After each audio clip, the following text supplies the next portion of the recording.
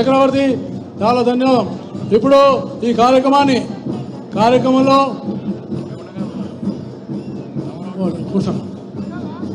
ఇప్పుడు కార్యక్రమంలో కూర్చోమన్నాం. స్థానిక శాసనసభ్యులు గారు మాధవి గారు ఇప్పుడు సన్మానం పవన్ గారు.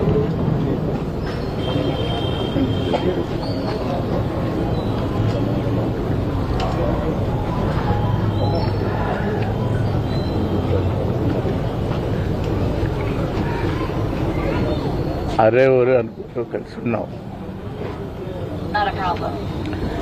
వాళ్ళ కోట లేడు అంటే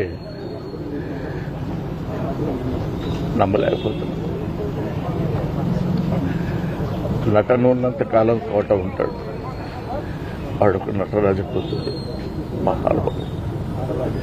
ఏ విషయాన్నైనా నిర్మోహాటంగా మాట్లాడే వ్యక్తి. అటువంటి వ్యక్తిని కోల్పోవడం భారతదేశానికే నటనా లోకానికే తీరని లోటు.